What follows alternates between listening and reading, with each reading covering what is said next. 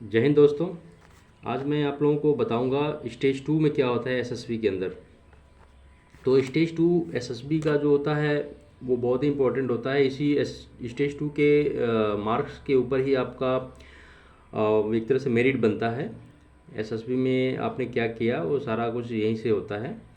इस जो stage one होता है वो केवल स्क्रीनिंग टाइप का होता है, वहाँ से आपको स्क्रीन इन किया जाता है। जो मेन टेस्ट है वो स्टेज टू में होता है। तो स्टेज टू में टोटल 3 प्रकार के टेस्ट होते हैं।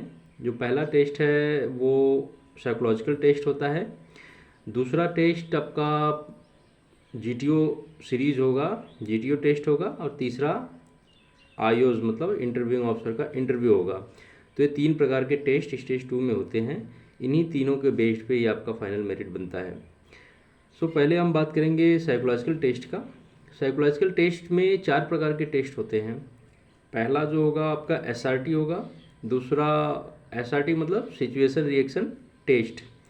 दूसरा होगा आपका जो टैट होगा, टैट मतलब टीएटी थीमेटिक अपरसेप्शन टेस्ट।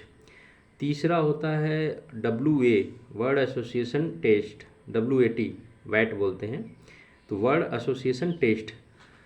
और चौथा टेस्ट इसका जो होता है वो है HD self description. So firstly I would like to go with SRT. SRT में क्या होता है, आपके पास एक टेम्पलेट दे दिया जाएगा जिसमें कि 60 सिचुएशंस प्रिंटेड रहेंगे। 60 सिचुएशंस प्रिंटेड रहेंगे और आपको एक अलग से आंसर शीट दे दिया जाएगा। आपको वहाँ से सिचुएशन को पढ़ना है। उस सिचुएशन को पढ़ने के बाद अपना उत्तर, उस सिचुएशन का रिएक्शन, उस सिचुएशन में आप क्या रिएक्ट करेंगे, कैसा रिएक्शन करेंगे, उसको आपको आंसर शीट के ऊपर लिखना है। तो ये हो गया आपका एसआरटी। इसमें जो टाइम टोटल अलॉट होता है वो एक एसआरटी के लिए आपको 30 सेकेंड का टाइम मिलेगा। टोटल आधे घंटे का टाइम मिलता है 60 एसआरटी के लिए। तो एक एसआरटी पे आपका 30 सेकेंड का टाइम मिलेगा। 30 सेकेंड के टाइम में आपको एसआरटी एक सिचुएशन को पूरा पढ़ना है, समझना है और उसके बाद उसका रिएक्शन लिखना है।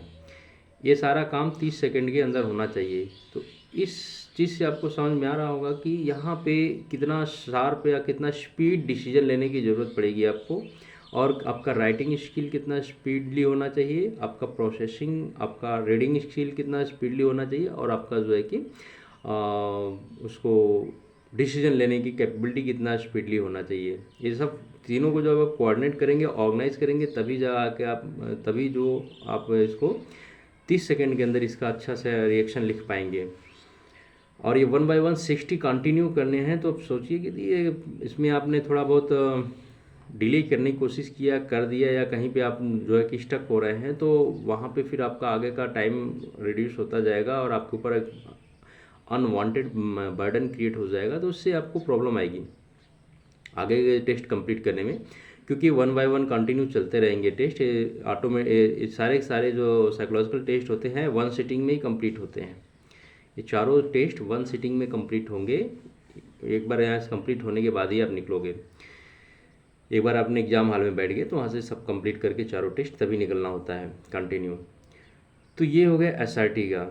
तो यहाँ पे मैंने वेलक्यूज बताया था, तो वेलक्यूज वाली वीडियो में मैंने बताया था कि क्या 15 क्वालिटीज़ क्या होना चाहिए आर्मी ऑफिसर्स के लिए।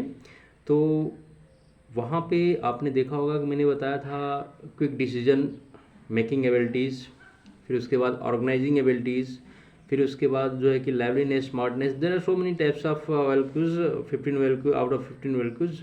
All the OLQs will be helpful here in solving these questions, because वहाँ पे जो बताया गया वहीं का टेस्ट आपका यहाँ पे साइकोलॉजी में हो रहा है। ये सब एक तरह से पेपर पे हो रहा है, बट सपोज कर लीजिए कि सब चीज़ें ग्राउंड में हो रही हैं और आपको जो है कि वहाँ पे आर्मी ऑफिसर्स आप हैं, अपने आप को एज्यूम करिए कि you are an army officers and you have to tackle the situation whatever you are facing while performing your task. So यदि आप ऐसा एज्यूम करेंगे then automatically your mind will brush up at that particular point and location that यदि मेरे सामने ऐसी situation आ रही है तो मैं इसको कैसे फेस करूँगा। उसके लिए आप जो है कि फिर वही वेलक्यूज आपके अंदर रहेंगी तो आप इसको स्मार्टली सॉल्व कर पाएंगे। ठीक है। सो ये रही आपकी एसआरटी। अब नेक्स्ट जो एसआरटी के बाद जो वहीं उसी सीटिंग में नेक्स्ट आपका आंसर शीट मिल जाएगा। यदि वो भर गया है तो, नहीं तो फिर उसी पे जगह देंगे तो उसी पे कर लेना है। आगे आपका शुरू हो जाएगा टैट। टैट बहुत ही इम्पोर्टेंट टेस्ट होता है जो है कि साइकोलॉजी का। टैट में क्या होता है, थीमेटिक अपरसेप्शन टेस्ट होता है। ये थीमेटिक अपरसेप्शन टेस्ट का मतलब होता है कि आपको एक स्क्रीन आपके सामने जो है कि स्क्रीन रहेगा, बोर्ड रहेगा, वाइट बोर्ड। उस बोर्ड के ऊपर एक पिक्चर डिस्प्ले होता है, a very hazy or clear any type of picture may be displayed on the screen in front of you in the testing hall. वहाँ पे क्या करना होगा, आपको उस पिक्चर को देखना है। 15 सेकेंड का टाइम मिलेगा। Within 15 second you have to perceive, you have to look at the pictures and create your general perception about the pictures कि what you have seen in the pictures, and on the basis of your perception you have to write down a very healthy story based on the pictures। तो यहाँ पे आपको जो picture देखोगे उसी के ऊपर स्टोरी को लिखना होता है, और लिखने का टाइम जो होता है वो आपका 3 मिनट का टाइम होता है, जो एग्जैक्ट टाइम होता है लिखने का 3 मिनट का। 3 मिनट के अंदर आपको एटलीस्ट A4 साइज़ का हाफ पेज तक की स्टोरी लिख देनी है। मतलब कहने का A4 साइज लीजिए और 3 मिनट में उसको हाफ भर दीजिए स्टोरी लिख के। और स्टोरी कोई भी लो वेट नहीं होना चाहिए, story should be very heavy weight, there should be logical reasoning. I have already told you about the logical reasoning in the OLQ sections. Options like quality में मैंने बताया है कि रीजनिंग, लॉजिकल रीजनिंग या reasoning ability होनी चाहिए एक army officers के अंदर। तो यहाँ पे आप जो भी चीज़ लिखेंगे उसका एक लॉजिकल रीजनिंग होना चाहिए। तो आप इस रीजनिंग के बेस पे यहाँ पे अपना OLQ तैयार कर लेंगे, अपना ये जो है कि स्टोरी को लिखेंगे। इस स्टोरी को लिखेंगे जैसे ही 3 मिनट कंप्लीट होगा। This is very crucial point कि जैसे ही 3 मिनट कंप्लीट होगा, यदि आपने ध्यान नहीं दिया स्क्रीन की तरफ तो स्क्रीन पे 15 सेकेंड के लिए जो है कि दूसरा पिक्चर डिस्प्ले हो जाएगा, और 15 सेकेंड के बाद वो गुम भी हो जाएगा, और आप अपना गर्दन नीचे करके लिख रहे होंगे, उस समय पता लगा कि वो दूसरा पिक्चर चला गया देखा के, फिर आप लैप्स हो जाएंगे। सो वहाँ पे भी बहुत स्मार्ट एक्शन की ज़रूरत होती है। बहुत ही शार्प माइंड के साथ आप लिखेंगे और फिर अपना फोकस रखेंगे स्क्रीन के ऊपर भी, टाइम अपना माइंड में देखते रहेंगे कि मेरा इतना टाइम हो चुका होगा, और जैसे ही स्क्रीन पे फ्लैश करता है उस पिक्चर को देखना है, और उसके बारे में फिर वही नेक्स्ट अपना क्या पिक्चर में आपने देखा, आपका व्यू, आपका परसेप्शन क्या है उस पिक्चर के प्रति, which type of answers you can, which type of story you can make frame on the basis of that picture. You have to frame the story and write down the story on the paper. तो ये काम जो है कि आपको 1 bye 1 continue करते रहना है। ऐसे 12 स्लाइड्स डिस्प्ले होंगी। There are total 12 slides which have to be projected in front of you on the screen, and the last one, most probably the last slides will be a very blank slide. Often it have been shown in my all 3 SSBs, I have faced a blank slide in the last slides। जो मेरी last slides थी उसमें blank slides show की गई थी, और ऐसा अक्सर होता भी है।